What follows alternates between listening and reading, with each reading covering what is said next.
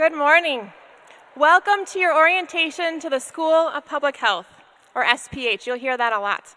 My name is Jenny Porter, and I'm the Assistant Dean for the Enrolled Student Experience here at the School of Public Health, and I use she, her pronouns. My role in SPH is to support you, no matter what program you're enrolled in, throughout the entirety of your SPH experience, from today at your orientation through your commencement. My background is in higher education administration, and I have 17 years of experience supporting students through the start of their collegiate experience. Beginning your graduate degree, or continuing one, for those of you who are returning to campus, is a major milestone, and I'm honored to be here to support you today in your journey. I want to acknowledge that this is not only the beginning of an exciting transition for you, but also for our university and our school. As you likely know, our campus community just recently returned to on-campus operations in early August. This orientation program is one of our first hybrid events where we are hosting some of you on campus in person while simultaneously hosting some of you via Zoom webinar. Faculty and staff are managing their own transitions back to campus and in-person interactions. It's going to take us some time to settle in and hopefully find some routine after many months of pivoting and being flexible through our changing guidelines. So please know that your excitement and your trepidation are welcome. Your sweaty, itchy faces and steamy glasses from wearing masks are welcome.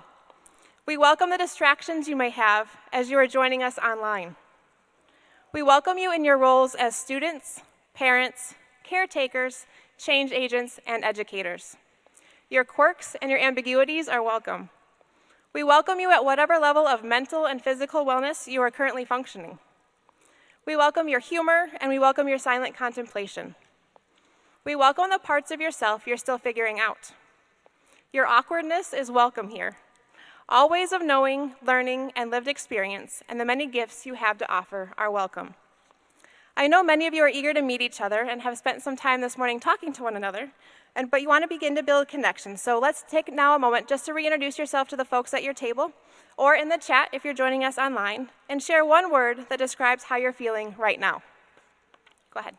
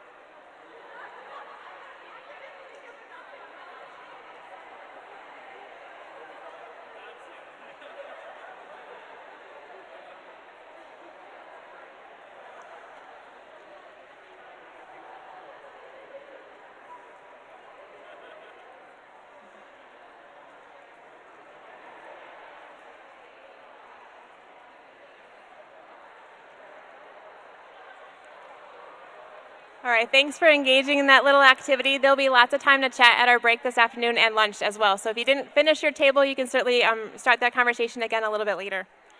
So we've been thoughtful in our approach to your orientation, carefully continuing with public health practices to ensure we could have the option to meet in person today. We created flexibility to allow you to join in the manner that best fits your needs and provide resources to you in advance to assist you with the information overload that can often be associated with starting graduate education. Many of you have spent some time in the online orientation, which is very exciting to me because we had to build that. I hope that this resource has provided you a high-level overview of all that is available to you as you begin your program. Online orientation will continue to be available to you throughout your time in SPH, so don't be afraid to refer back to it throughout the upcoming weeks.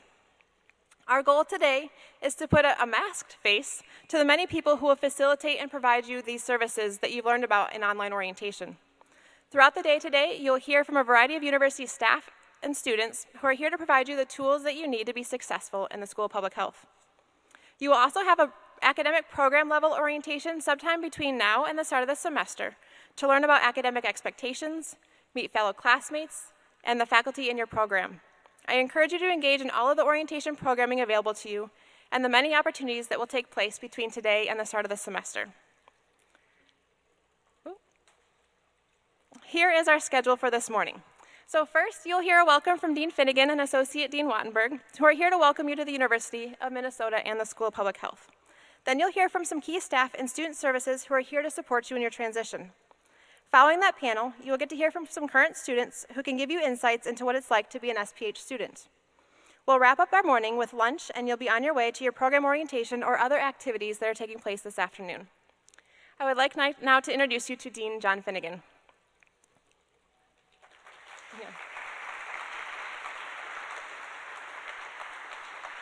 John R. Finnegan, Jr. has guided the University of Minnesota School of Public Health since 2005. Working with division heads, associate deans, faculty, staff, and alumni, Dean Finnegan has advanced the school as a leader in research, education, e-learning, and community-engaged partnerships, and prepared it to meet future health challenges that will shape our world. Dean Finnegan holds both an MA and a PhD in mass communication from here at the University of Minnesota, and he began his public health career in 1980. However, his first career path was a journalist during the 1970s. As a doctoral student, media professional, and later as a public health faculty, he was a member in the pioneering research team that developed the Minnesota Heart Health Program here at the University of Minnesota School of Public Health. Based on this initiative, Dean Finnegan launched a career specializing in the communication and mass media, leveraging change in health knowledge, behavior, and public policy in the context of community campaigns to improve public health. This is Dean Finnegan's final welcome at orientation. Please help me in welcoming him to the stage.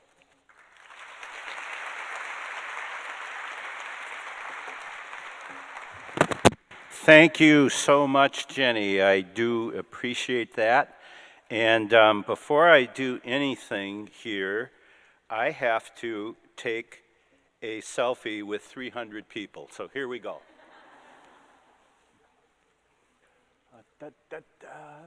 Oh, gotta make sure I get this right. Oh, I might have to take two. I can't get you all in on the same one. Okay, I can do that. I can take two. Perfect. All right. Congratulations. You're now in my archives. Thank you. I am Dean of the School of Public Health. I have been Dean since 2005, as Jenny said, and this is my last year. We have a search going on. I'll tell you a little bit more about that.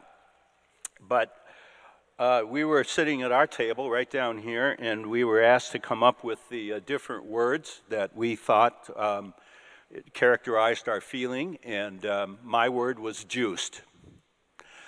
I think the others had similar words, but probably a little bit more articulate than I was. So thank you all for being here, and I want to thank everybody who is also visiting us virtually for being here as well. You are as much a part of the School of Public Health today as all of the people within this room. And to prove that, I'm going to ask all the people in this room to applaud for you attending on a virtual level. So please.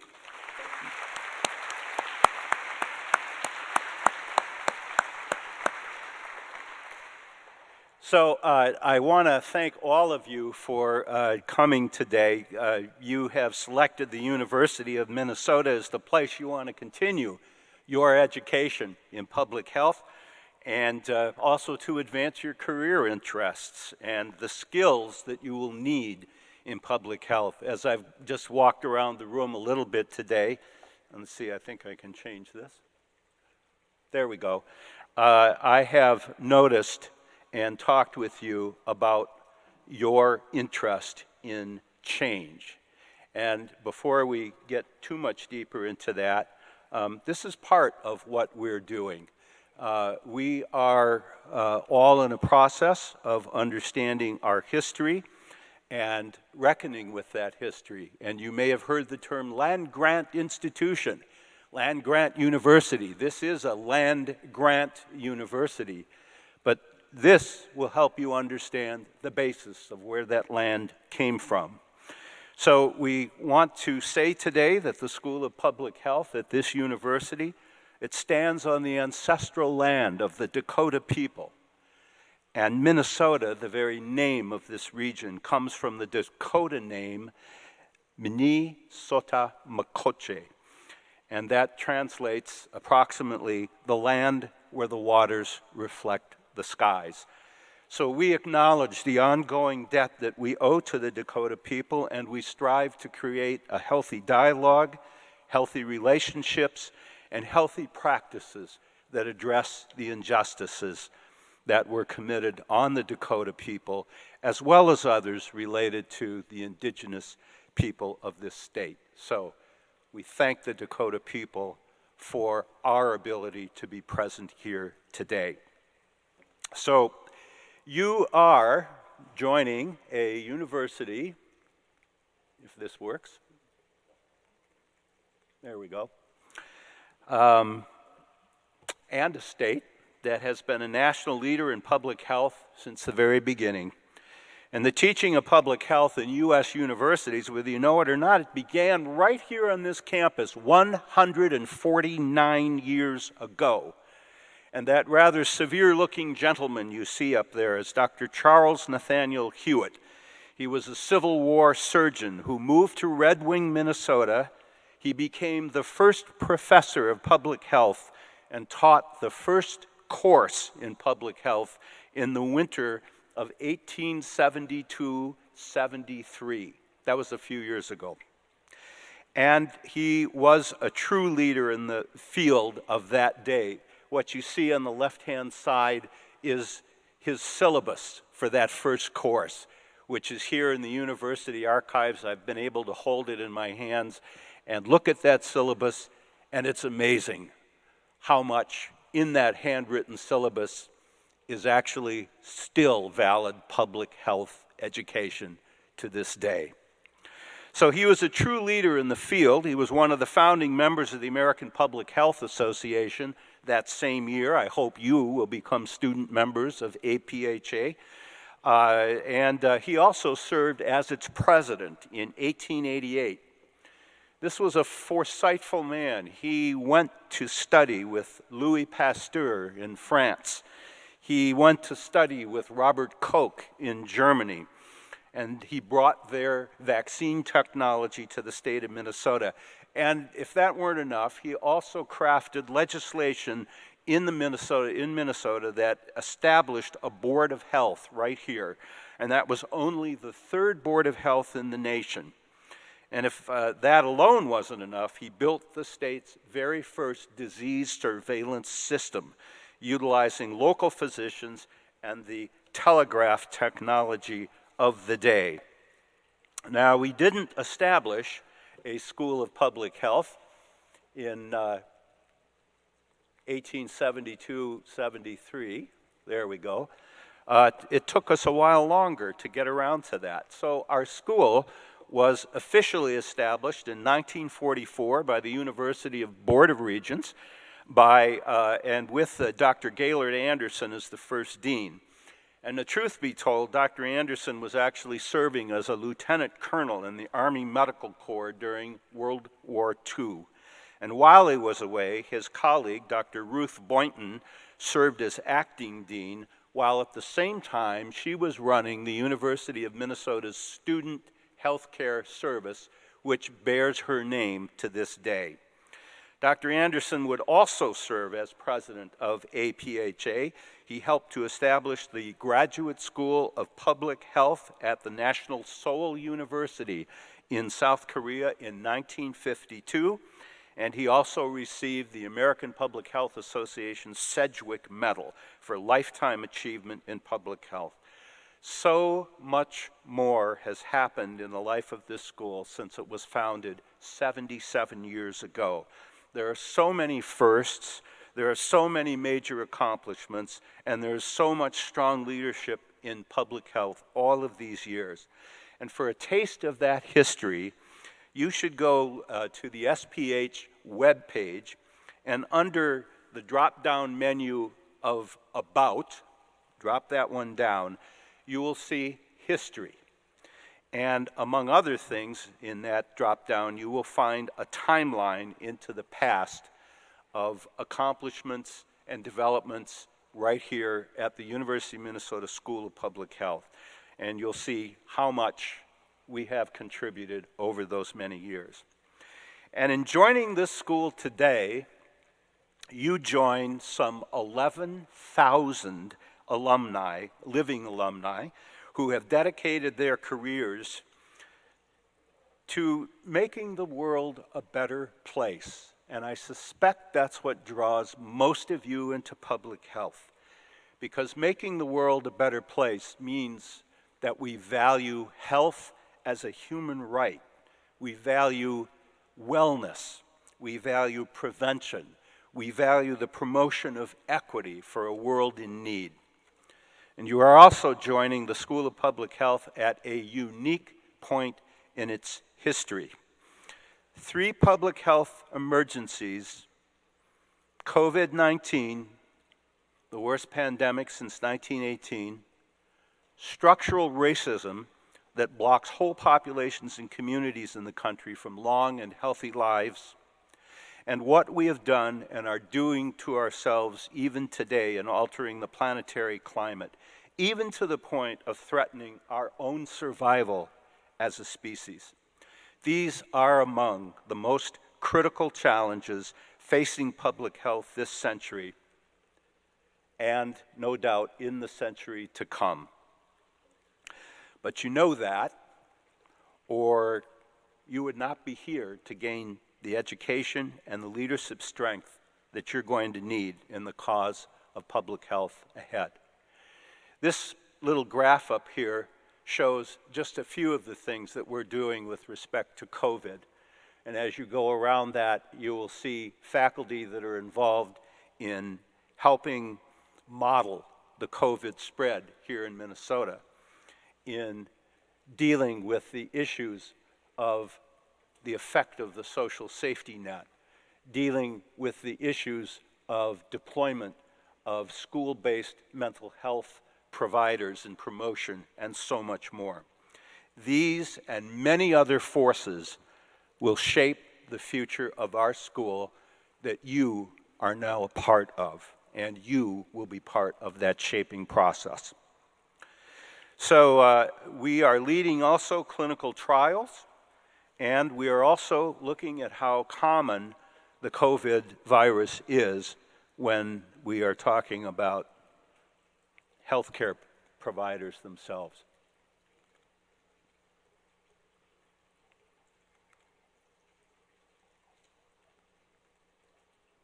Well, hopefully this will change.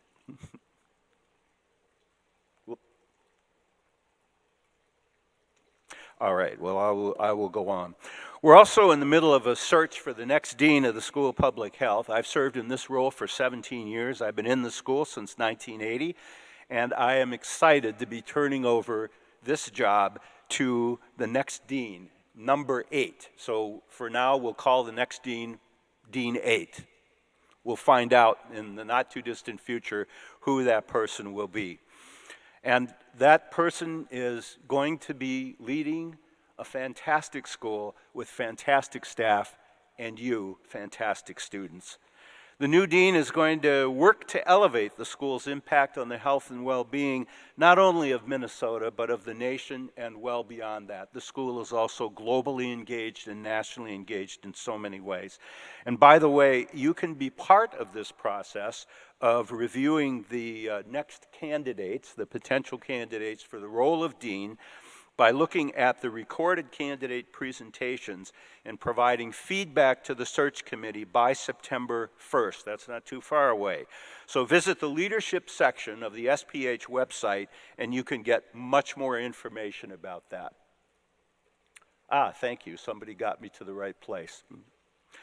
Also, we just a month ago launched our strategic plan for anti-racism. There we are. And racism, as you know, in every structure and system in our society is a powerful social determinant of health.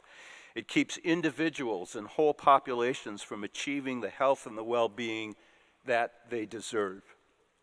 Racism has been declared a public health emergency or crisis by hundreds of local, state, and national leaders. And to live up to our school's guiding value that health is a human right, we have a responsibility to expose and dismantle racism's influence wherever we find it, including within our own school. So our strategic plan is a detailed roadmap to keep us on track in making diversity, equity, inclusion, and justice central to our operations and our mission. So, what can you do? I ask you to become a part of this effort by living the theme: commit, challenge, change. Commit. Prioritize anti-racist efforts in making SPH a more welcome, equitable, and just organization. Challenge. Dig deeper. Ask harder questions and grapple with multiple truths. We will also commit to challenging racism when we see it, whether it's internalized, whether it's interpersonal, or whether it is systemic. And change. We have to be willing to shift our beliefs, our attitudes, and our actions toward equity and justice. Now, you have received, or will receive, some of the swag that can serve as reminders for engaging daily in this important work. So the world has never needed public health experts more than it does right now. Our school is driven and guided by the belief that health is a human right, and that we are grateful that you have joined us in making that belief a reality. We will be proud to continue to play a part in shaping generations of public health leaders for which you are the next one. And we know that you will be ready for the challenges that we can foresee, but that we haven't yet defined. So this year is the beginning of an exciting transition for you and for our school as we welcome you in our new class. You bring unique talents and gifts, and we are honored to be a partner with you in this new adventure in your life. Welcome to each and every one of you in our entering class of 2021, and no matter where you came from, Minnesota is your home. So thank you for being here today.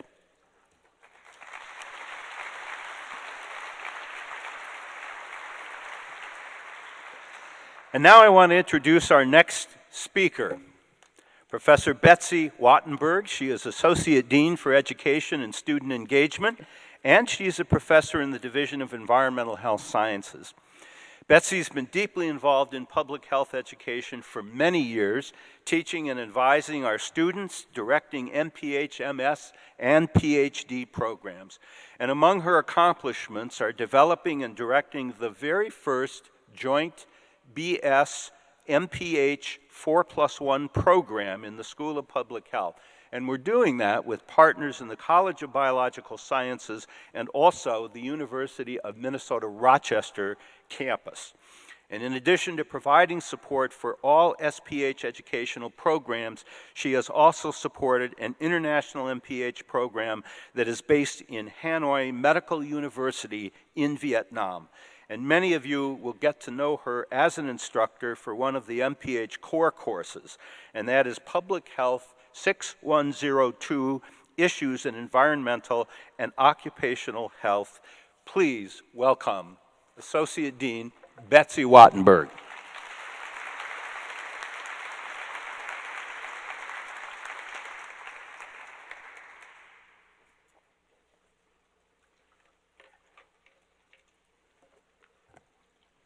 Thank you, Dean Finnegan. Good morning to those of you who are present at McNamara and those of you who are joining us remotely. I'm Betsy Wattenberg, Associate Dean for Education and Student Engagement, and on behalf of the faculty and staff in the School of Public Health, I'm excited to welcome you here. As Associate Dean, I oversee all the education programs in the School of Public Health. My real job is to make sure you have a great education and have all the support you need to be successful. Our goal is to provide you with the knowledge, skills, and experiences you need to become leaders in public health practice and research. You'll learn from the experts. Our faculty conduct cutting-edge research in public health, and they're dedicated to helping the community and making the world a better place. What's most important about graduate and professional education is you'll have many opportunities to apply what you learn in the classroom to research and also real-world practice experiences. We use an external review process, accreditation, to ensure that we deliver high-quality public health education to you. And in fact, this year we're undergoing reaccreditation by a national organization called the Council for Public Health Education. So accreditation involves a rigorous review process of all of our educational programs by a panel of external experts who are in fact experts in public health education. An important part of high-quality education is addressing diversity, equity, and inclusion and anti-racism. We're all proud of and very excited about the launch of the Strategic Plan for Anti-Racism, as just one example of how this is manifested through school public health education. A team of, we recently revised Public Health 6250, Foundations in Public Health, a course required for almost all public health students. It was revised by a team of an instructor, several students, and an educational expert through the lens of inclusivity, anti-racism, and accessibility. So I encourage you to make the most of your time here at the School of Public Health. Engage in your learning, ask questions, let curiosity drive your explorations, make connections, meet the faculty, meet your fellow students, and attend and meet the alumni by taking part in the mentor program. So thanks for choosing the University of Minnesota School of Public Health. Have a great start to the school year. And now I'm going to turn the mic back over to Jenny, who is going to introduce a panel of student services experts.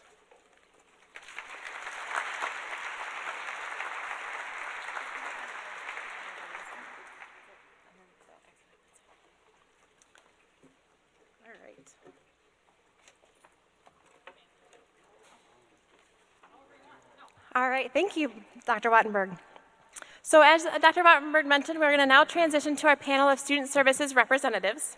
And as graduate students, you're all likely familiar with the types of services and resources that are available to students on a college campus. And hopefully by now you also know the importance of leveraging these resources to enhance your academic and personal experience. In our registration form, we asked you to share with us the questions you had about support resources. Your responses ranged from what career outcomes and assistance exist, to networking and navigating the remote environment, to academic support and balancing responsibilities. We'll do our best to cover many of these topics today, and know that you'll have opportunities to learn more about the details of all of these services over the next week and a half. In addition, your program orientation will address many of your questions related to academic advising, academic support, and degree requirements. You'll be introduced to all those expectations at that time. So let's get started. They're sitting here. Our team of student services professionals are here to answer your questions. And first I'll have them introduce themselves to you, share a little bit about why you might work with them, and then we'll get into answering some of your previously identified questions. So take it away. Hi, this is you want to go first? Hi, my name is Mercedes Teneja. My pronouns are she, her, and I am representing the Student Services Center. And one of the questions is, why would a student stick to me and I coordinate the applied practice experience? Hi everyone, my name is Sarah Pennebecker. I use she, her pronouns. I'm the Assistant Director of Alumni Relations and coordinate the mentor program for the School of Public Health. Of course, I hope all of you choose to connect with our office, and a couple of ways that you might choose to connect with us include, of course, the mentor program. Even as a student, you are definitely welcome and encouraged to connect with the Alumni Society. We offer events, for the most part, that are open to students. And then also within our office, we offer a scholarship to second-year students that all of you would be welcome to apply for. So definitely check that out. That information will be on the website in the spring. And just want to put it out there that philanthropy helps make those scholarships that many of you are receiving possible. So we're very grateful for donors and alumni who help make that possible. Good morning. My name is Darren Cultvedt. I'm Associate Director of the Career and Professional Development Center. I go by he, him, his pronouns. And why you would seek us out is how many of you want a job? Oh, come on. There's more than that, right? That's just one of the many ways that you would seek us out. Dr. Wattenberg talked a lot about the knowledge, the skills, the experiences that you will gain through your journey with the School of Public Health. Myself and my colleague Vic, we help you put those into action and market them for whatever transition that may be for you coming ahead. So we're excited to get to know you, and I'm going to turn it over to Gail. Good morning. There we go. There's so many people in this room and joining us virtually. I'm like, I would love to hear some other voices besides ours, so I'm going to try it again. Good morning. Good, y'all are awake. My name is Gail Smaller Jr. I am the Associate Director of Diversity, Equity, and Inclusion within the School of Public Health. You all will engage with me in various different ways, from discussing the strategic plan for anti-racism and what that means for our school, to finding ways to challenge and confront white supremacy, racism, lots of things as we continue to think about how we can shift the culture within our School of Public Health to be a more inclusive, welcoming, and anti-racist place. So we will be discussing how you all can engage in that type of work as well, as it is all of our jobs, not just like y'all's job or ours job, right, but all of us. And so, yeah, I'm excited that you all are here. I'm excited to talk with you all, for you all to hear from my colleagues as well, and let's just have a good time. All right, one of the very first themes that came through the questions that you all submitted was around how have services and access to those services changed given our current pandemic, and what are the ways in which your area has been responding to our strategic plan for anti-racism? So we'll have those two-part questions for our folks today. So I guess I'll kick it off, and I'm going to start both internal and then transition to how it's affected us externally as well. Internally, what we had to do very quickly is adapt to the challenges of the pandemic by transitioning our resources, our services completely virtually. The nice thing that we were able to do was offer both one-on-one career coaching as well as group sessions and programming and drop-in hours virtually. And they while it's great to be in person finally and see each of you, what we will do going forward is offer you the opportunity to select whether you'd like to engage with the Career Center via virtually, in person, or phone. So that's one way that we have responded to the COVID pandemic. And when it comes to anti-racism, both myself and my colleague have been fortunate enough to be trained and certified in diversity, equity, and inclusion through the University of Minnesota, and having the opportunity to work with experts and work with colleagues as those you see up here. Externally, the last 19 months for our graduates has not been easy. The job market has not been easy. But I can assure you that what has happened is the public health market has become more in the public eye. You're seeing a lot more jobs, you're seeing a lot more funding, you're seeing a lot more support put toward public health jobs. That means you. So your timing is great, okay?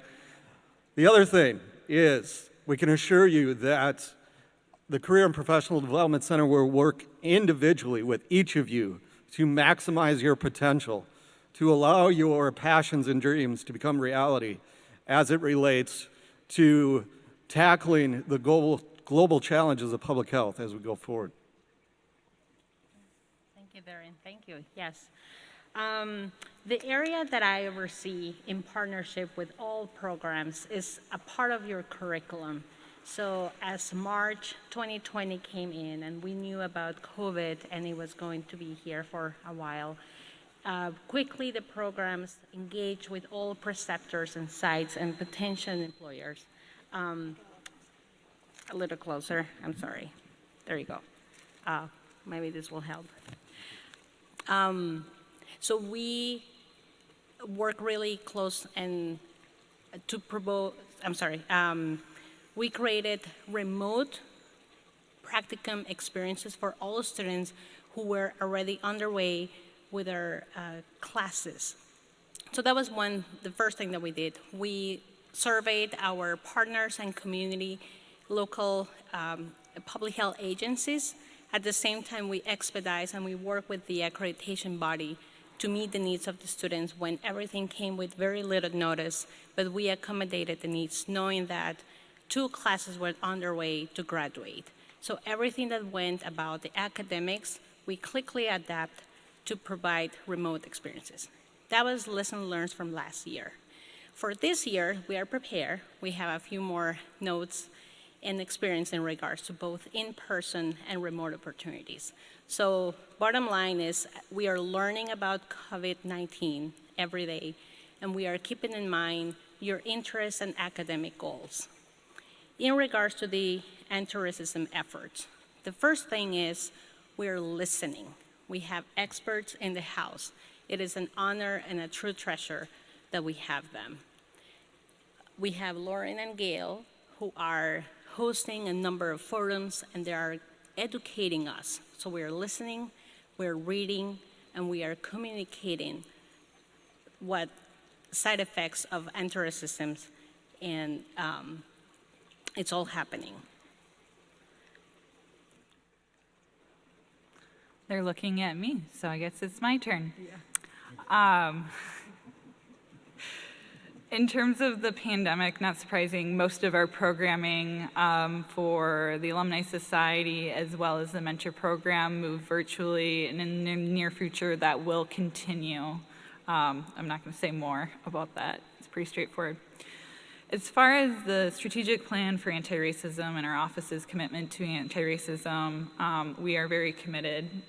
Out of the 5 areas outlined in the plan, one of them focuses on alumni with a vision of developing an environment that welcomes new perspectives, values individual backgrounds and experiences, engages in community efforts, and centers justice, equity, inclusion, and anti-racism. So based on this very large and important vision, my office is committed to working on and leading several of these tactics, actions, and goals outlined in that section, as well as other sections too. Oh, I guess it's my turn now. Y'all still here? Okay, dope. So I actually was hired in November. And so when I was hired, we were working from home in the midst of the pandemic. We are still dealing with that, obviously, right? We recognize that it is not over, that it has not ended, and that we are constantly trying to think of ways to create precautions to ensure that we are being safe for you all and for ourselves, right? Like even right now, Darren, you too close. Yeah, I'm just kidding, we're fine. But so what we did within the Office of Diversity, Equity, and Inclusion was that we transitioned almost all of our presentations, workshops, conversation series, meetings were all virtual. I lost my train of thought in that, but moving forward. And so some of the things that, and we also put a lot of our resources online. So if you are ever online and look at our DEI website, there's definitions there of different terms that we use within the School of Public Health. Please read them, and if you have feedback and thoughts about them, please do not hesitate to reach out and share your thought as well. We recognize that the definitions that we have included are specific to our school, but also that they are constantly changing within the society and the world, and so we are constantly trying to stay engaged with that. We also have created quite a few initiatives as well to begin really changing the culture of our school, right? And so we started with the creation of, well, this is not new, but SPH in Color, which is our students-focused space for our BIPOC students, so our Black, Indigenous, and students of color who need community, right? And so they meet once a month on Fridays. It's already online, but I can share that with any student who is interested. Please come see me at any time. For students to just come together and have conversation about their experiences being students of color within the School of Public Health. Historically, this space has been held on campus in person with food. We obviously transitioned it to being virtual for the last academic year, and now we're working on creating some sort of hybrid measure of doing this so that our students can engage in person, but also those who really don't want to, don't have to, but can still engage and feel part of the community. We also have recently started a SPH DEI training initiative called EDIT 2.0, which stands for Equity, Diversity, and Inclusion Training Team. And so this team is actually currently accepting applications. Y'all are welcome to apply. The application is online on our DEI website. And so this space is going to be staff, students, and faculty kind of working together to decide what the ongoing as well as the one-off trainings might be related to DEI that the School of Public Health needs. So please be on the lookout for surveys, intake information, all of that, because on top of also doing that work, we want to ensure that we are supporting the community that we are serving. And so that involves us reaching out to you all often, asking questions, really engaging with you all and wondering what it is that you want and what you need as we continue to make our school more anti-racist, right? And then another student-facing initiative that we have, if you all are interested in being involved, is Diversity Network. So this is a space where our student leaders come together to do work related to diversity, whatever that means in all of that, right? And so you don't have to identify any specific way to be involved in Diversity Network. It is a leadership creation opportunity for you all if you are interested in getting involved in more leadership related to DEI within the School of Public Health, student focus specifically, that's an option. But also there's various ways that we are going to continue to engage you all and coming up with new and innovative programs and activities as we continue to move forward. Awesome. Thank you for that summary. All right, a next question that you all had many iterations of this question was, what about, how do I start my career journey? And what are the outcomes for SPH graduates? And so just general information about career. So we're gonna have, not everybody, but just a few folks are gonna share a couple examples in ways they might start that path, start their career path. Well, I guess that makes sense for me to start, right? So it has already started for you. It has started when you made the decision to matriculate to the School of Public Health. It started right here as you engage with your peers and colleagues. And as you go forward, maximizing your experience while you're with the School of Public Health, utilizing resources. What we're here to do is we're here to connect you with alumni through the mentor program, connecting you with professionals in the field, allowing you to get your feet wet with experiences, whether they be on campus or external, whether they be research, whether they be volunteer, whether they be applied practice or internship. We're here to maximize your strengths, your skills, like I mentioned earlier. Here's the thing. Our approach is very evidence-based. What does that mean? That means what works. The data tells us, how are our graduates being successful in the workplace? We take that data, we apply it to the services we provide each and every one of you. From an individualized standpoint, you're all unique. You all bring special talents. Here's the other thing, is nationally, the average of students that are have found a job right upon graduation, okay, is about 65%.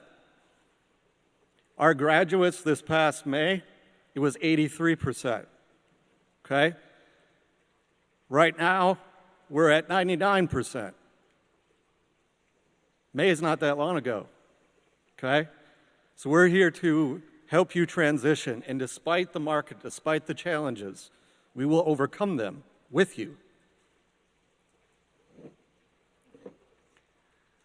So as you think about what career paths might be for SPH graduates and eventually you, our alumni are important members of the public health community as they shape public health policy, conduct groundbreaking research, lead innovative public health solutions, provide leadership to innovative health systems, and shape the future of public health. I'm so excited for all of you to one day become part of that. As you think about starting your career journey, I really hope you consider joining the mentor program. I'm waiting for Darren to start fist pumping here. You gotta do it. Yeah. It's thebomb.com. Award winning. But don't go to thebomb.com to find out more information. Right. Anyways, our mentor program connects public health and healthcare administration students with professionals working in the field. You're going to be matched one-on-one with a mentor, and your mentor is available to help you with not quite anything, but just about anything, whether it's you want to talk about what does it mean to work for the CDC, or how do I find an internship in this particular area? Or what do you think about this kind of policy in the workplace? Whatever it might be, the mentor is really there for you to help with career exploration and discernment. So definitely encourage you to apply. In order to get involved with the program, you need to attend an info session, which there's one tomorrow. These are all virtual. You don't have to remember any information except for after orientation today. Go on to the SPH website, go onto the events calendar, and you can find those info sessions when they're being offered and the link to sign up for them. And in that half-hour info session, I will go over into a little bit greater detail about what is the mentor program, what does it mean to be a part of it, some best practices and tips I have about how you make the most of your relationship with your mentor, and then most importantly, how to apply. Cover that in a Zoom meeting in about 25 minutes, so fairly quick. And then afterwards, you'll get a link to apply for the mentor program, and that application should take you about half hour. So all in about an hour. I will say with the mentor program, just real quick, it's a relationship, and relationships take time, and as I'm sure most of you know, or y'all are gonna figure out, like, y'all are gonna be real busy this year. So it's okay if this year isn't the right year for you to sign up for the mentor program. As long as you're an SPH student, you are eligible to participate in it, so. Real quick, I forgot the most important part. There's 3 things that I suggest that you get a jump on with your career. Sarah talked about relationships, building relationships, starting those connections. Resume, okay? Pull it out of the drawer, dust it off. We will help you with that. And third, but certainly not least, LinkedIn. Definitely, if you don't have an account, let us know. We can help you with all of those. As for our services, you can meet with us one-on-one. You can meet with us virtually, in person. You could also connect with us during drop-in hours. All of that is found on our career website. Definitely engage with us. You can start as early as today. So thank you for that. Mercedes. Yes, hi. So the question again is, how do I start my career? And I want to second what Darren just shared at the very beginning. Your career has started. It's right here. And the next 2 years will be busy. It will go slow and fast at the same time. But the fact that you're here today, next sitting with your peers, and most all of you wanted to know, who were we? You know, look at each other. You are your classmates. In 2 years, you'll be graduates, and in 5 years, you'll be colleagues and professionals. So your career starts today. You will take on academics. Later, you will take on a practicum requirement, and eventually, you will be taking on a job. But another thing that the dean mentioned is there are 11,000 graduates. So you are in the very right place. This is what we do. We graduate professionals in public health. We got you. And we also had the experience of many other individuals who have graduated. We have excellent faculties. We have engagement opportunities. And at some point, it will feel like you're getting a lot, but there is a lot of work to be done. And there are a lot of opportunities that we'll make sure to bring to your attention. So your career starts today. So I oversee, for the MPH students, Masters in Public Health, I help coordinate the applied practice requirement. However, for example, Masters in Healthcare Administration, you also have a practicum requirement. Public Health Nutrition, you have many clinical rotations in nutrition.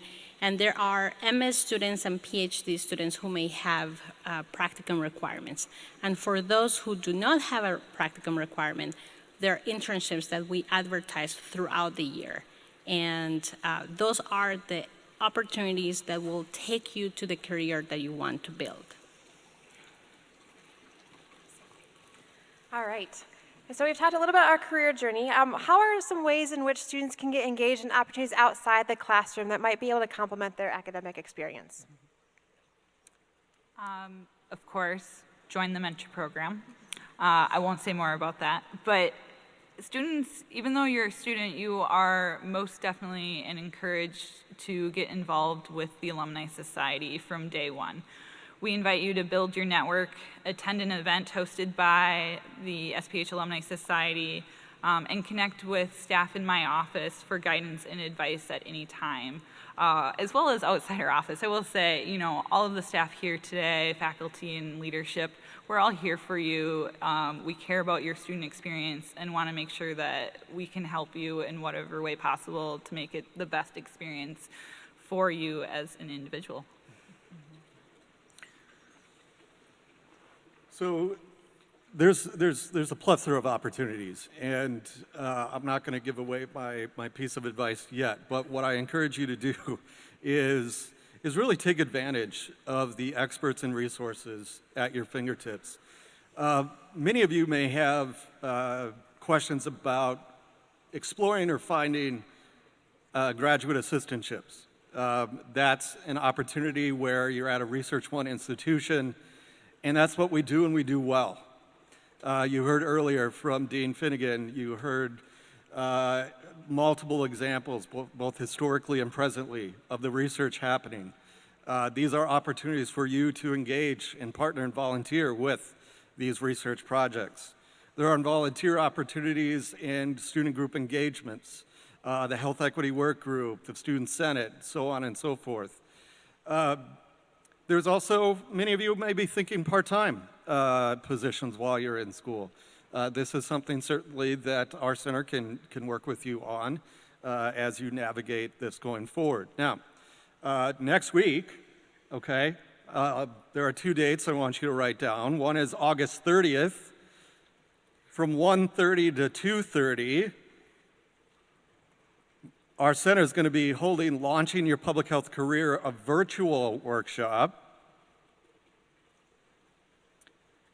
And then September 2nd, from 10 a.m. to 11 a.m., we're actually going to be doing the same workshop, but in person. And it's going to be in one of the rooms that we get asked about. Where is this room? It's in Mayo 3100, which is right outside the Mayo Auditorium. Okay?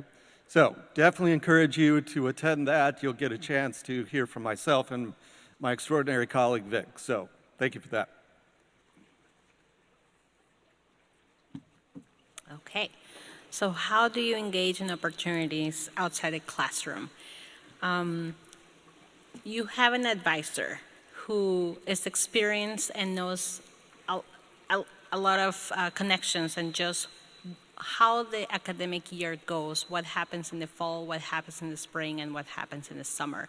So engage with your advisor at least once this fall to begin with. Know that your program coordinator is your best navigator of your academics. Your program coordinator has the best of the interest, and any question you may have, it could be the first point of contact, and she or he will refer you to other services.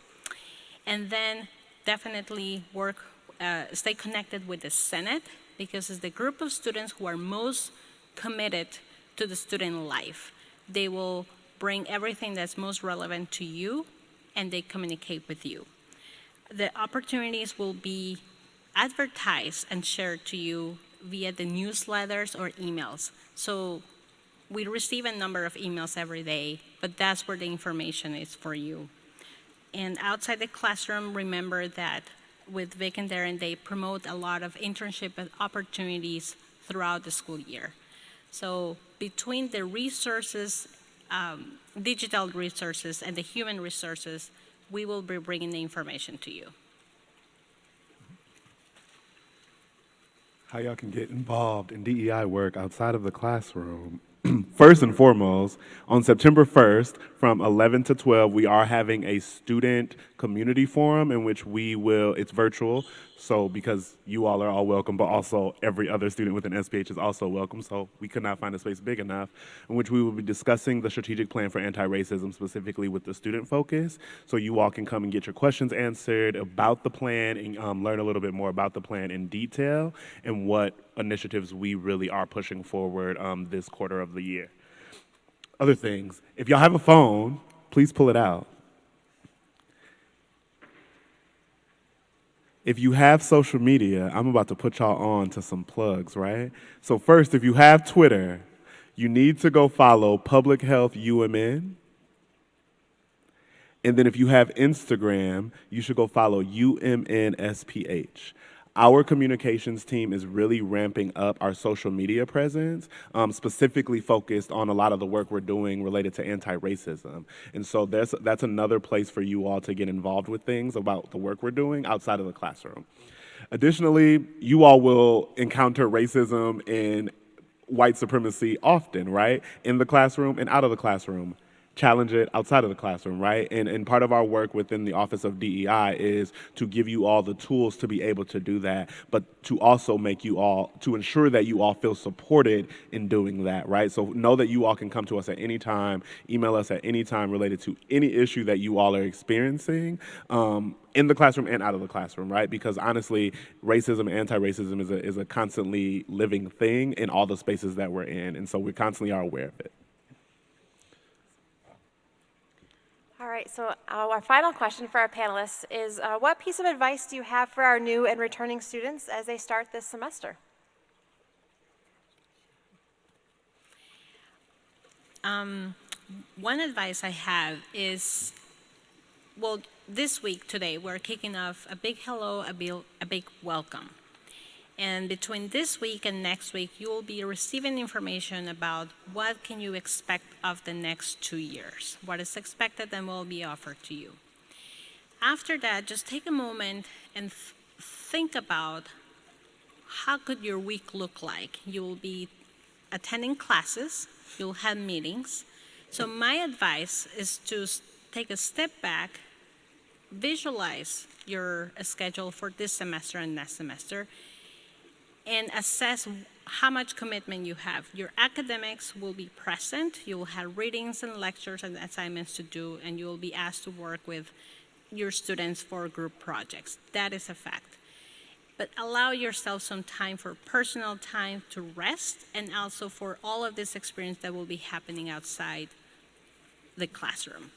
So we have designed programs and activities for you that are effective in your personal growth. So my advice is take a moment and think about yourself, your needs, and you can put a schedule, or you can just take it all in and gauge yourself. And if you have questions along the way, we're here for you.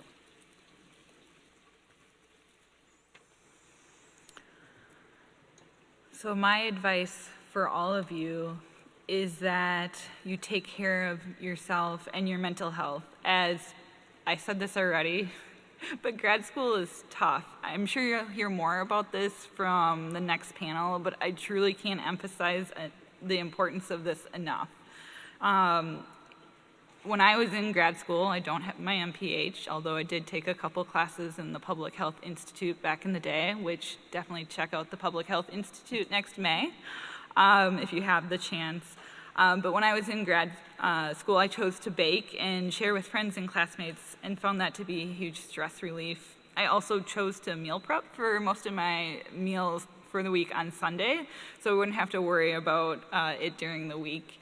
And I know there's a lot of privilege in being able to prioritize your mental health, but I really do hope that you're able to find ways in whatever you choose to do.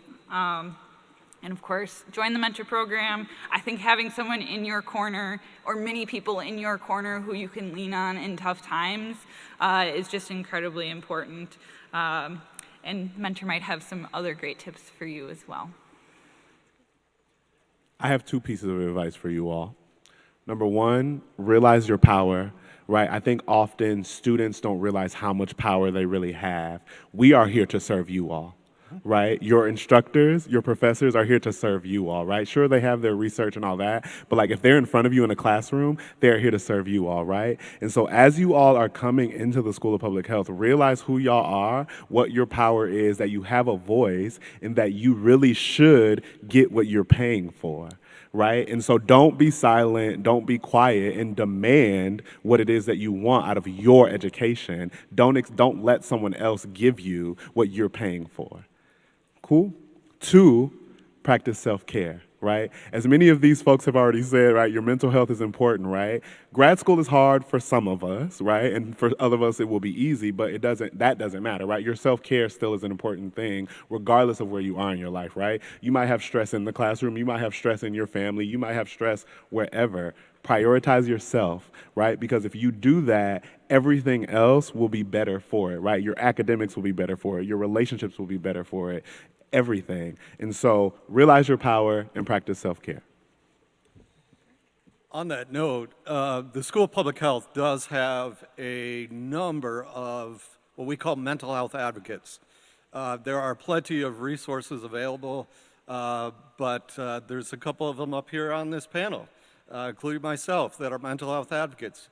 If you need to seek out anyone, you need to just chat, talk, come see us, okay? Reach out. You're not alone. Virtually, in person, we're here for you, okay? My piece of advice, obviously, start your career journey early, right? You know, my colleague Vic and I like to say, when's the best time to network? It was yesterday, right? But always be thinking ahead, planning ahead.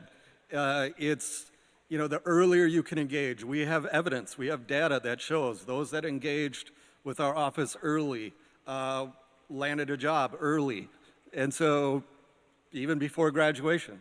So there's a lot. If you're transitioning to medical school, if you're transitioning to a PhD program or something else, you know, we're here to help you with that transition.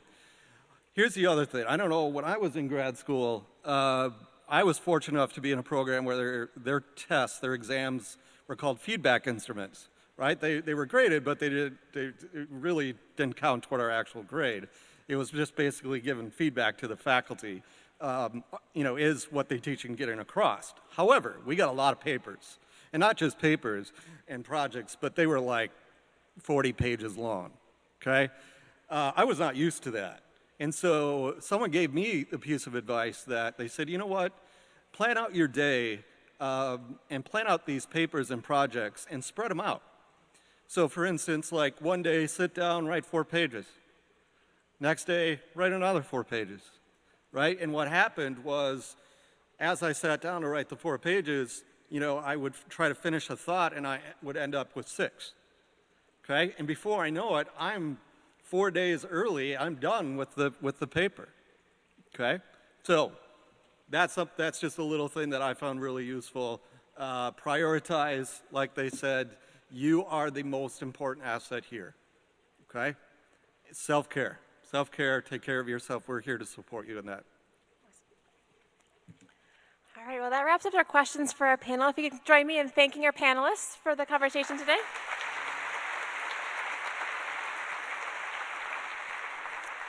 As they mentioned, they're going to be around during this break period that's coming up here and also at lunch. So if you have individual questions or things you want to follow up on with them, please seek them out.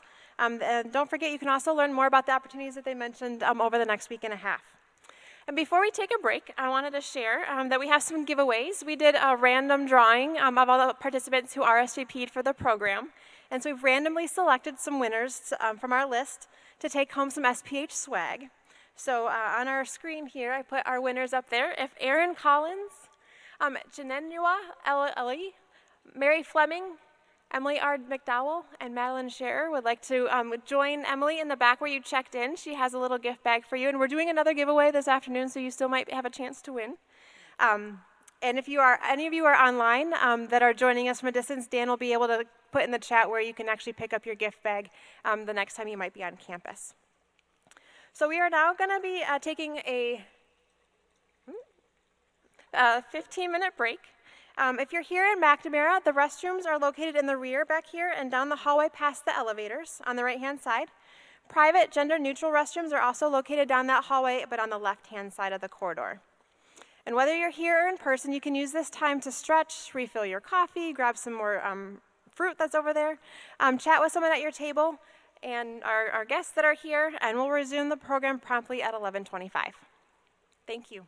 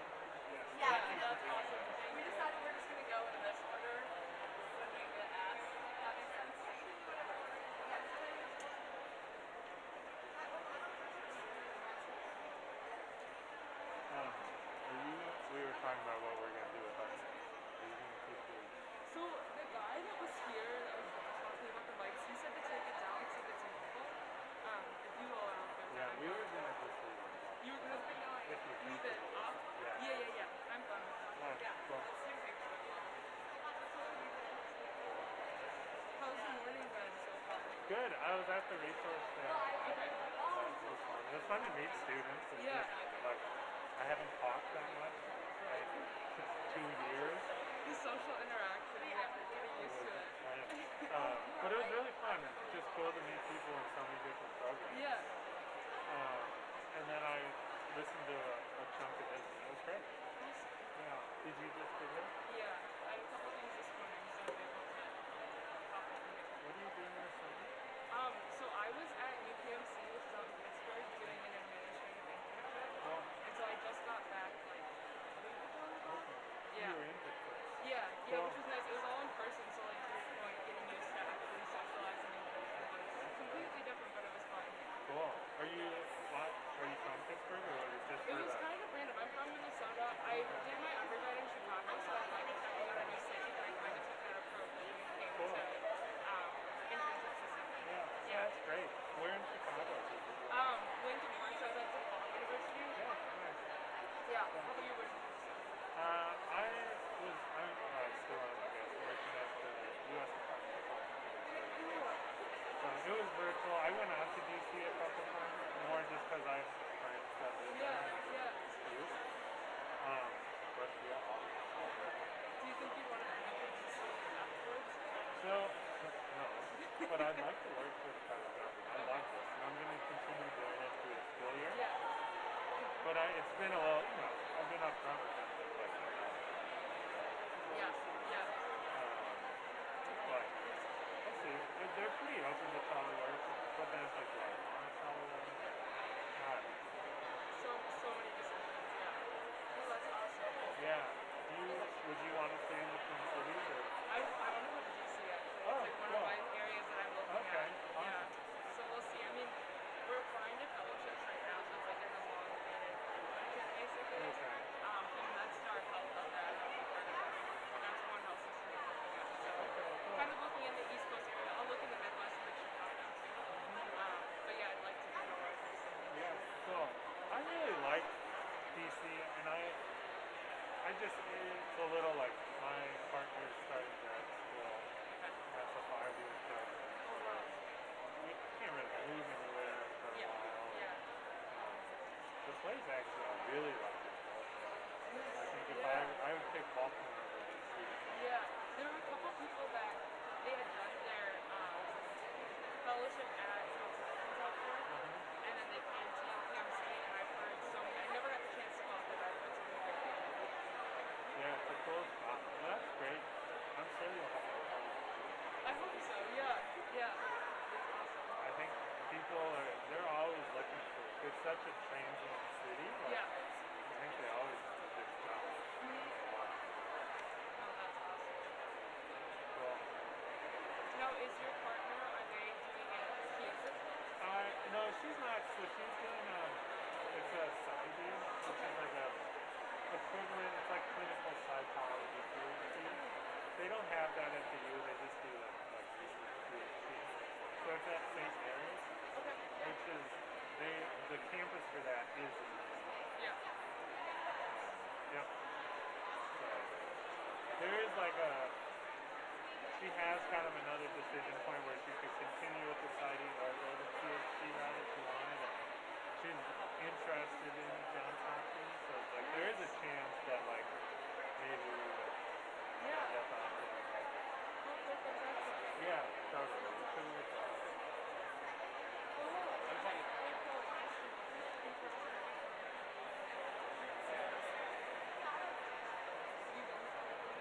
No, I just kind of went outside. What year are you again? I'm a fifth. Okay, cool. So I've been here for like 7 years. That's That's a long time, right? a long time. You know it well. I did, so I rolled it right into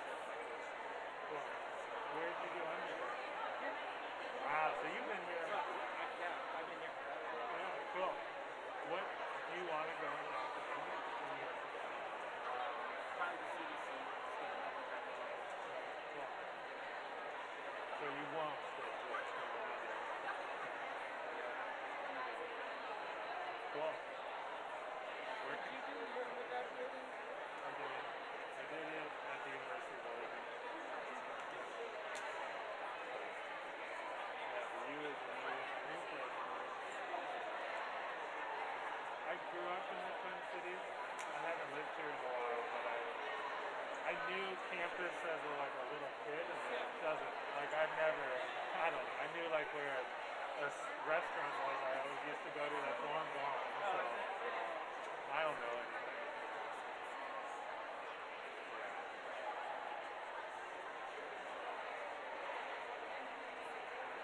And I've always thought this building looked really crazy.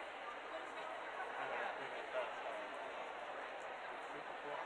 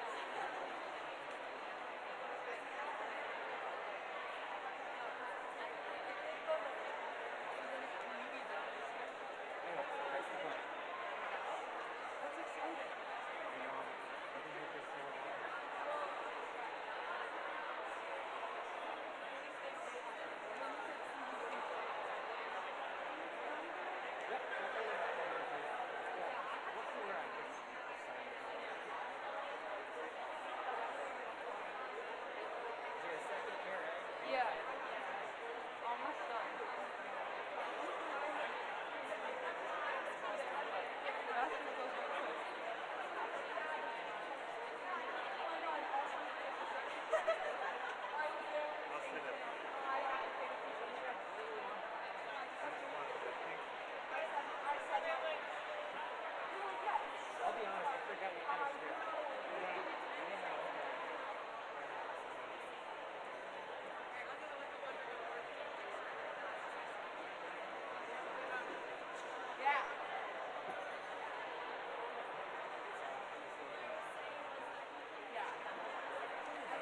All right, this will be a 1-minute warning. If you want to make your way back to the tables, that would be great. We'll get started in just a minute.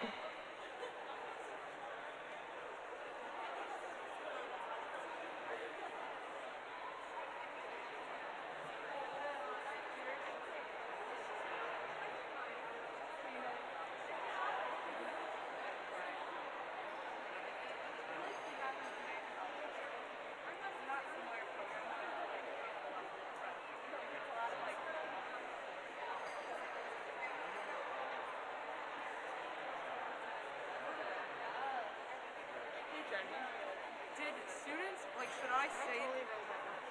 No, that's fine. Oh, that's wrong. I forgot to go back.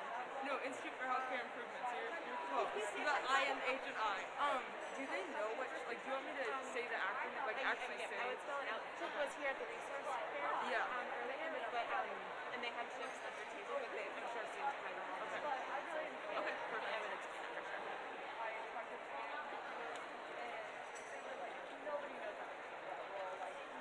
All right, we're going to go ahead and get started. So welcome back. And to kick off this portion of the program, I wanted to share with you some results from one of the questions we asked in the RSVP. Specifically, what are your top concerns for entering this fall semester? And if I can get my clicker to work. As you can see, there was consensus with the top three for sure, which were managing academic coursework, balancing multiple responsibilities, and meeting people. This graphic might be familiar to you if you stopped by the table, the mental health advocate table earlier today. And then financing education was coming in a close fourth. And so I wanted to share these results with you so you know you're not alone in navigating these areas this fall semester. And they can also set the context for our next conversation with our current students. And so I'm excited to introduce to you our student panel. And so here at in the School of Public Health, we're committed to creating a community where you are welcomed and invited to take advantage of all the opportunities that you are able to learn from each other's experiences, perspectives, your similarities, and your differences. And you're going to have the opportunity now to meet some current students, some who started remotely this last year, and some who have been on campus pre-pandemic and know the pre-pandemic SPH. So they're here to tell you how they manage some of these concerns that you've raised and answer some of the questions that you all posed that you submitted earlier in the RSVP. So I'm going to have now each panelist introduce themselves and tell you a little bit about who they are. So take it away. I can go first. Hi, everyone. My name is Chloe Goodman. I use she, her pronouns. I'm currently coming in as a second-year MHA student. My role within the School of Public Health, so I'm a student, but I also work at the Center for Health Interprofessional Programs, which is also known as CHIP. We love acronyms here at the U. And I am the Interprofessional Student Program Assistant. In my hometown, I'm from Minneapolis, Minnesota. Hello, my name is Teddy. I go with he, his, him pronouns. My program is the Division of Environmental Health Sciences. I've been here for 7 years, so I've got my master's and I rolled it into my PhD. And then, so my hometown is actually North Dakota, Grand Forks. I'm Jake Abrams. I'm a second-year PHAP, Public Health and Administration student. I also am the research assistant, graduate assistant for the Health Equity Work Group, so I've probably met a lot of you at the resource fair, and also am a teaching assistant for, I don't know the number of the class, but it's one of the introductions to health policy. And I use he, him pronouns. Thanks. Hello, I am Emily McGuire. I use she, her pronouns. I'm in the Community Health Promotion Program, MPH. It's my second year, so I did all of last year virtual. I'm the Student Senate President, and I'm also the University Senator, so the President of the School of Public Health Student Senate, and then I'm the one student that goes to the University Senate from the School of Public Health. Two different things, kind of confusing. And then I am from Des Moines, Iowa. Awesome. So earlier today, we heard about the importance of getting involved kind of outside of the classroom experience. So I'm wondering if each of you can share a little bit about how you found your involvement opportunities and how they've benefited you in your overall experience here in SPH. Yeah, so I can go first. For the Health Equity Work Group and the TA position, I'm sure your program coordinators are probably flooding your inbox with all sorts of opportunities, and that's great. I mean, that's the way I think most students hear about those opportunities. But also networking with faculty. I've just been so impressed with the School of Public Health. The faculty are really here and want to engage with you and help with you, and you never know kind of where those connections could come in play down the road. But I would also say just, you've met so many wonderful groups in the resource fair. There's just so many ways to get engaged, whether it's Student Senate or it's the Health Equity Work Group or Infectious Disease Pod. There's just so many ways to engage with your personal interests, and I would really encourage you all to do that, and it could very well turn into whether it's an RA or a TA position. And one other thing, I felt a lot of pressure to kind of rush into it and find something right away, and you don't, something will come, and there's so many opportunities here, so I'm sure you all will find a spot that feels just right. So I can go next. In terms of how I kind of found out about CHIP, I worked there prior to starting my MHA program. So I kind of got an introduction to what the Center for Health and Professional Programs was all about. But I will say too, so there's a CHIP representative for each class. So for MPH, you'll have a CHIP representative student that you can meet with to kind of figure out what's going on at CHIP. There was a table here earlier today that had there's a lot going on at CHIP, so like it can be overwhelming. But there are different student groups. So for example, this past year I was part of IHI, which is the Institute for Healthcare Improvement. So it's kind of quality improvement like projects, and you get to work across professions with MPH students, med students, vet med students, et cetera, all throughout the health professional programs. So that was another great way that I was able to meet students outside of the School of Public Health. I'm gonna give it to you guys straight. So it's really up to you guys how you leverage your experience. Being here for 7 years, I've seen students come and go, and the ones that leverage their experience here are the ones that took initiative. For me, practically, what it means for you guys is you shouldn't be afraid to email. Email. During my master's, I'd done 3 internships, all paid through an email, through a program that's outside of School of Public Health. So remember that there's opportunities outside of this school. And I think you guys heard it before, like your program coordinators, your advisors, even people like me have opportunities that we don't share publicly through the email servers. For instance, research opportunities, TA positions. We know before it goes out, and how much better would it be if you guys actually set the initiative. I can tell you from experience, the students that reach out to me are the ones that I favor and put on top of my list to make sure they get those opportunities before everyone else. So keep that in mind as you guys kind of walk through your journey here. Okay, I can go. So I got involved with the Student Senate because the past president came to one of my classes and they were like, I wanted friends, so I joined the Student Senate, and I wanted friends too, so I joined the Student Senate too. Which really is cheesy, but I do have a lot of friends now, which is great. So Student Senate does more than just friendship though. We do advocating for students, we do community building, we provide grants for a lot of different things. So the Student Senate is a great place to meet people across all the programs and hear about a lot of opportunities. And then the University Senate also has a lot of committees you can apply to be on, which are university-wide. So you meet people from Duluth, you meet people from Rochester. So that's also a really great opportunity. And I will plug the SPHOR emails. You get them every week, and it's really easy to not read them. But please, there are so many opportunities. If you're looking for a webinar to go to, all the webinars that week are in it. All the events that are going on that month usually make it into the SPHOR. Any opportunities that people have, they try to get them in the SPHOR. It's a really great way if you are like, oh, I actually have a lot of time the next 2 weeks. What's going on that I could get involved in? That is a great place to check. Awesome. All right, one of the other big themes that came through in the questions that you asked and was reflected in those concerns as well was, how do you balance working while taking classes, and how hard is it to do both? Yeah, I can go first.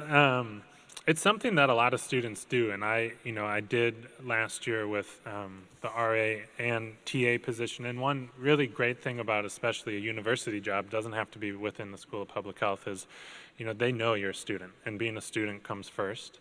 But it definitely takes time management.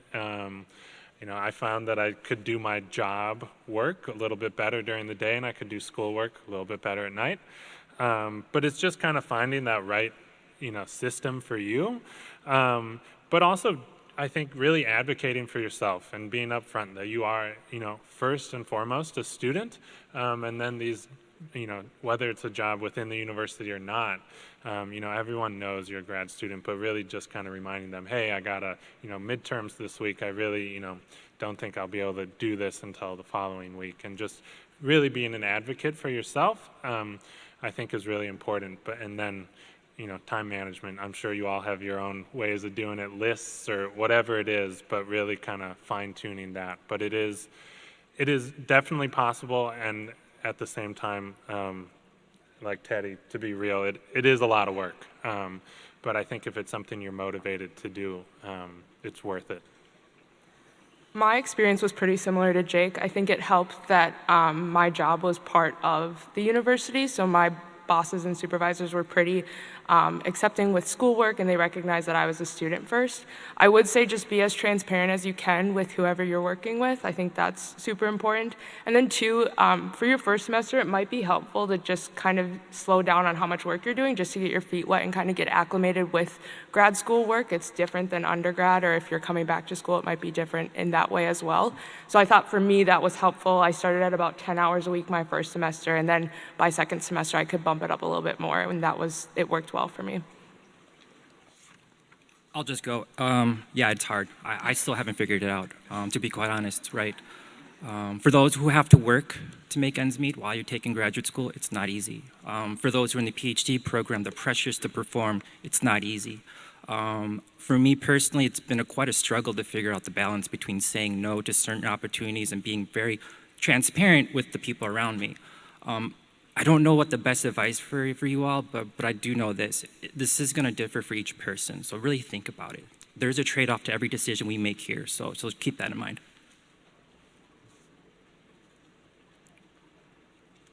All right, another big question was around academic support. And so where did you go for academic support, and how did you handle the academic rigor of courses?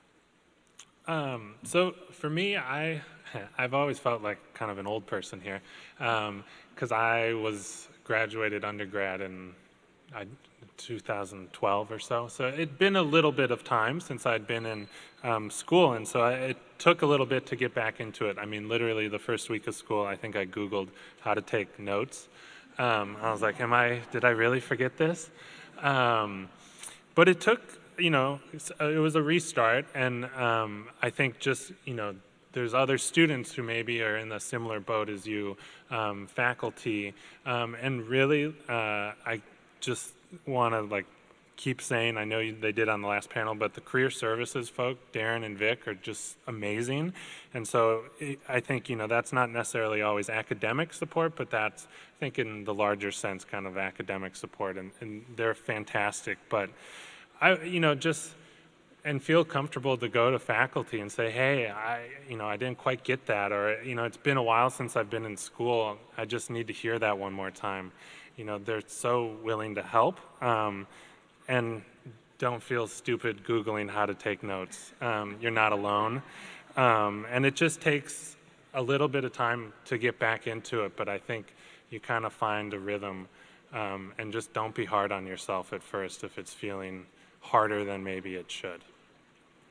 Yeah, it definitely was an adjustment for me. I think that first semester, especially being virtual, it just was a whole new world.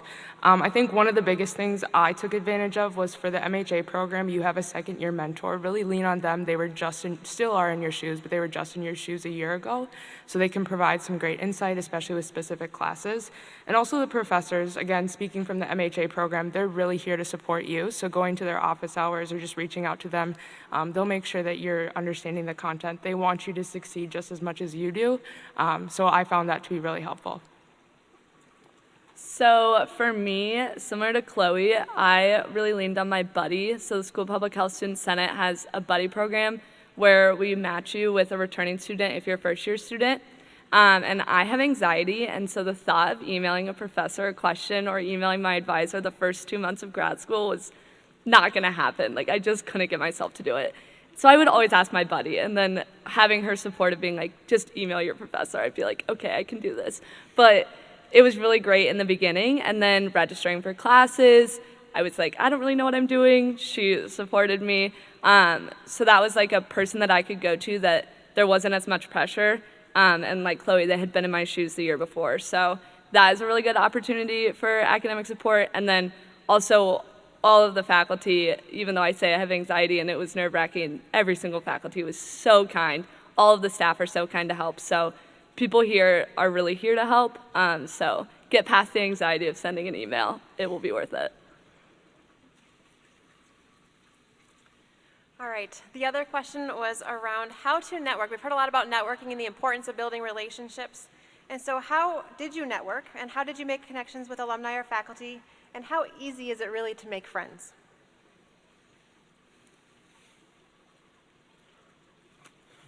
I'll go first.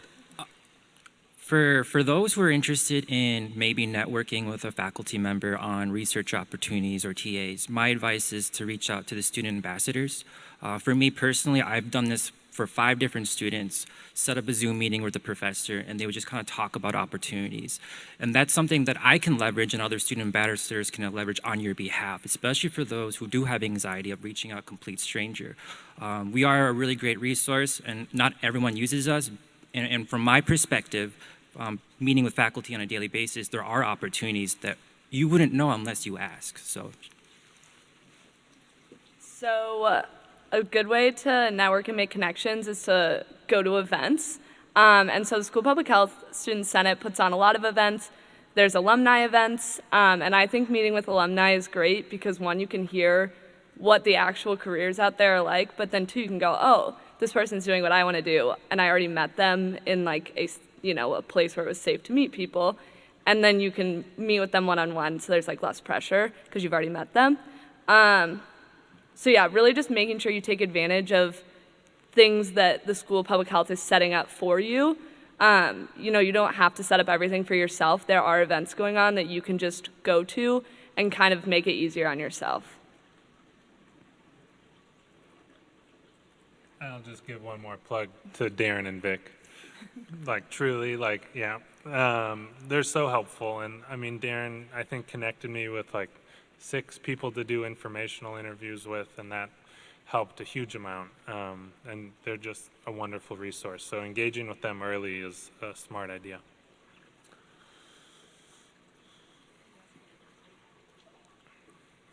The one thing I might add in here is leveraging Zoom. I know that the remote experience has maybe people are a little tired of the Zoom meetings, but those are great ways to set up some quick interactions. And a lot of times people are very willing, myself included as a staff member here, to set up a quick Zoom call just to touch base and when or where you might be either on campus or off campus to do an informational interview or whatever. So leveraging Zoom I think can be another great way if you're not in person, but you can start to build some connections and relationships that way. I'm thinking about the start of the fall semester and knowing that we're kind of returning back to this on-campus experience, and many of our returning students haven't had the on-campus experience. What are some ways in which you're planning to adjust to be back in the classroom in an in-person setting? I think for me, just leaning on, so the MHA class, I don't know if everybody knows this, but we're pretty close. They're known for the cohorts being pretty close, so just leaning on one another. Just like you all, we're coming in being used to virtual, so it's going to be a new experience for us as well.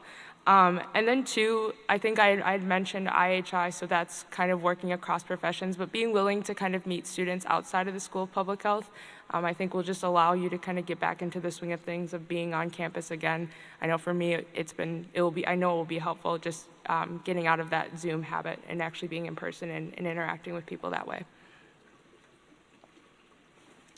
I don't know if you guys experience Zoom fatigue, where you just kind of turn off your camera and just kind of walk around and you just pretend to listen. So for a lot of us, we're really excited to be in person, to really get to be able to sit next to actual people, right? And this helps have those organic meetings where maybe we can go to happy hour, or would you like to be a study buddy, or let's start a Google Doc and share answers and stuff like that. So for you guys, I think you guys are in a really cool position to be able to experience a hybrid format. So those who are comfortable coming, and I know there's some students who aren't, and that's totally fine. But yeah, leverage it. So with coming back to campus, there are a lot of things beyond just classroom learning. So part of my university Senate role is being on the campus safety committee, and the university is really trying to take campus safety really seriously, and they're trying to come up with new ways to make campus even safer. So there's more chauffeurs, there's walk services, they changed building access things, so it might be a little bit of an adjustment, but they are really doing their best to make sure campus is safe for all of us, as a lot of us are returning back to learning in the classroom.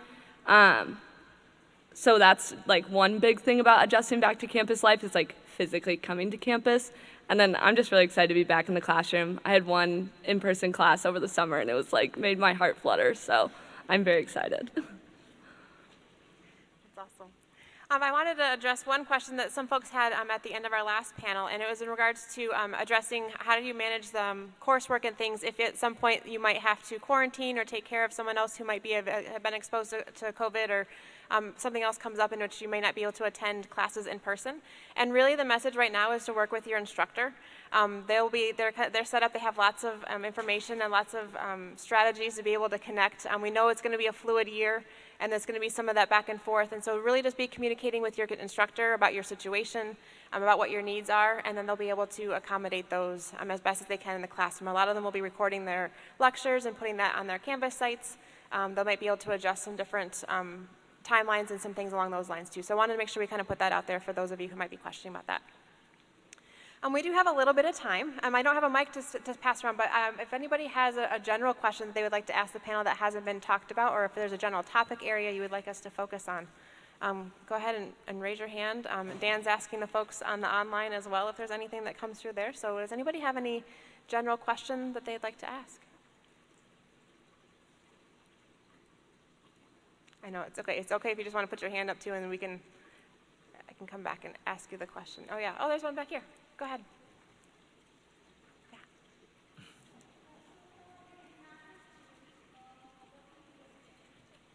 Yeah. Go ahead, Darren. Oh. Mm-hmm. Oh, yes. That's a great question. Well, so as an international student, what would be my suggestion or recommendation for being involved on campus, or what, yeah, how to make connections? Sure. I don't know if anybody wants to answer that. I can answer that one too if anybody else has anything to share. No, so we partner very closely with our International Student Scholar Services Office on campus, ISSS. You probably have heard that if you are an international student. And we have been working very closely with them to kind of understand and make sure that you are supported in all of the logistical ways in which you need to be managing things like visas and working and those types of things. When it comes to making friends and building connections, I think a lot of what's been shared here is very relevant, and kind of having to put yourself out there and asking questions. I'm actually in conversations right now with some folks with ISSS. We haven't quite picked the date, but we're going to be setting up a hangout where all SPH international students can get together, hopefully in the next week. We'll probably do it virtually to be accommodating to folks that aren't. We do have some students attending SPH who aren't able to make it into the country, and so we'll be probably doing that one virtual to make those connections that way. But they have a number of events that are happening as we speak these next couple of days as well through their Global Gopher events, and so there's some ways to find ways to be involved at the university level through ISSS, but then also within SPH, we'll make some ways to connect with people more one-on-one. And then I think all the things that people have been sharing here about making connections, putting yourself out there, asking questions, sharing your experience, I think is really going to be powerful in the classroom, and helping to provide a more global perspective in the classroom would be really important. I don't know if I answered your question. Yes, that's a good thing. I'm going to check the messages here from Dan. Oh, there's one question. How can I get involved with different organizations as a remote or distance learner? Anybody want to tackle that? Yeah, I know, at least, I from the health equity work group, and I think so many other student events, everything was virtual last year, and I think we're not turning away from that by any means. I think, our student subcommittee will still always meet virtually. I think there's so many things that will either be hybrid or will remain virtual, just kind of out of, student groups maybe meet on Friday and no one's really on campus, so it's just easier now to do it virtually, and we can have some in-person meetups outside of that. But I know at least several student groups are still will conduct a lot of business virtually, so it's a great way for remote folks to join and participate in just the same way that everyone else will be. I know for the Institute for Healthcare Improvement, we did all of our quality improvement projects were remote last year. So I have a feeling that they'll have some of them remote as well this year. So there are still opportunities that you can engage with student groups remote or online. Yeah, same for Student Senate. We are trying to come up with a way to do things the best for everyone. So our meetings will be mostly in person, but there will be like a Zoom in option, just because we know that works well for some people. And then our events, we are thinking that we're going to do like some in-person events and then some fully online events, just because it's a great way to reach people that maybe like are at work but could tune into a webinar. Maybe they have to drive at that point, but they can listen to it, things like that. So we're definitely not doing away totally with virtual events. Yeah, I think we're definitely trying to be leaders in how we can leverage both the online opportunities as well as the in-person ones, and being a model for our campus, for our university, and then also other schools of public health across the country as well. So if you have other ideas about how to be creative in some of those ways, please let us know. We're always exploring this, like our hybrid event today. We have a great tech team in the back that's managing all of the video cameras and those types of things. And so there is some investment in that, but there's also some really great ways in which we can broaden our audience and make things more accessible for students to be able to engage. We probably have time for maybe one more question if anybody has anything they'd like to ask. Yeah, go ahead.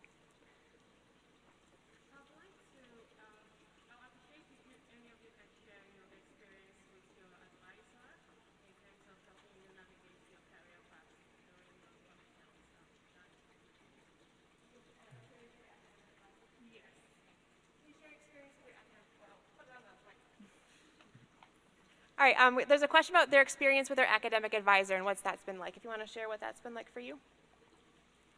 I can go. So my academic advisor is not totally in the School of Public Health. She has her hands in a lot of different places, which I have loved because I think that it's given me opportunities and connected me with people beyond the School of Public Health, which I think is awesome.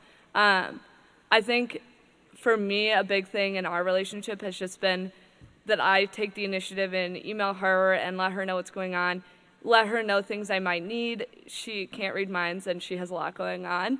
And so just like asking for things, and then she can be a better advisor because she knows what I am interested in, things that I might need support on. And then also just like natural relationships with professors will start to like happen. You're in class and you really connect with someone. So your advisor is so great because they're like supposed to be there for you, but don't be afraid to like connect with other professors too, just because they aren't your advisor. Go ahead, you go. So I'd had 3 over my course of 7 years. My master's, I had 2 because I asked for a new one. And the context for that was I felt my advisor was too absent, didn't really necessarily apply to my emails. In like 3-4 weeks would be the time that I'd hear something back. So I asked the program coordinator for a new advisor. Probably the best decision, and this is why, because my advisor, my new one, gave me a TA opportunity. She ended up being a strong letter of reference for my PhD. Again, I'm going to say this again, it's really up to you and how you dictate your career here, your experience here, and so don't be afraid to ask. Speaking from the MHA program, they give us a lot of different advisors and resources to kind of help with our academic support. And I think for me, I kind of went about the route of I had my faculty advisor and he was great, but then I also went about what professors I connected with the best and just kind of having their support as well. So yeah, I kind of took the initiative and recognized what professors were super helpful in that and went that route. I don't have too much to add, but I actually haven't used my academic or my faculty advisor a whole lot. At least in the PHAP program, it's structured a little differently. We have academic advisors that are the coordinators and the director, and they're incredibly helpful for kind of planning your academics. But I think kind of like what everyone else has said, I've found other faculty through classes that I've just felt more connected with, and I've leaned on them. So I haven't used my formal faculty advisor in that way. And so I guess informal faculty advisors, it's been really helpful. So I encourage you to kind of go that way, go that route, if it feels right. All right, we have one more question that's coming in through the chat. And so how did you prepare for your first year? So for students who haven't been in school for a while, how did you refresh to take classes again? And so I think, Jake, you spoke to this a little bit, but any other advice you have about how you actually went into your first year and how you prepared for the start of the semester? Yeah, I had these grand ambitions of being a good note taker, and as I said, I wasn't. But I went to Target and I bought all my notebooks and everything. So I tried to prepare in like the way I remembered that I did school. But I would say truly, like I leaned on other students, and especially students who were coming maybe more directly from undergrad or had been in another master's project or program already. Really just tried to learn from them, like what worked best. And then I can't say that like any of my preparation really was what like helped. The buying the notebooks and all that didn't really do a whole lot. But it was just trying to, listen to myself and kind of what was the best process for me and learning from other students and not being afraid to ask like, hey, do you want to, take notes together and trying to, learn that way and just seeing other people's processes for me really helped.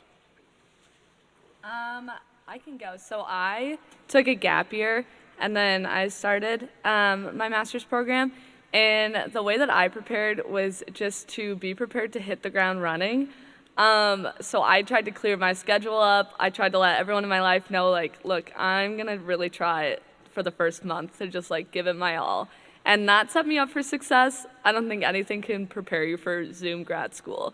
But then also my biostatistics work group, we got put into groups, and they ended up being, like, a very big support system for me. I don't think they knew, but just, like, having a group of people where you could, like, laugh, have like funny conversations, but then get through like really important statistical work together was really great. And so I would recommend like finding people to study with or to talk about coursework with, because now reflecting back on first semester, like I really looked forward to my biostatistics work group, which like makes me laugh. But like seriously, having a support system like that, even if it's just with coursework, was incredible. Mine's pretty similar to Emily. My problem-solving course group was super supportive, and I feel like I was able to ask them, it might have been dumb questions to ask the professor, but being able to ask them about different coursework, I found super helpful. And it's just, again, to Emily's point, that support system, students going through the same thing that you're going through. And yeah, I really focused on school that first month. I kind of eased up on how much work I was doing outside of school. But I also think it's kind of a work in progress, and it's going to be different for everybody, but just trying to adjust and kind of work as you go too. I might also maybe pick on Emily a little bit because I know for a fact she also has done a lot of mapping her routes and making sure that she knows where she's going in advance. We've talked a lot about that. So I know that could be something for you all too in these next week and a half is to check out the campus map, kind of find out where your classes are located. You can practice riding the campus connector or the bus and or the light rail or whatever stations you might be doing and those kinds of things. I know. Yes. I only know that because we had talked about kind of doing that as a practice going to class the like day before. You will be relieved when you actually know where it is and you know how long it takes to get you there. Very good. All right, well this wraps up our student panel here. So let's join me in thanking our panelists.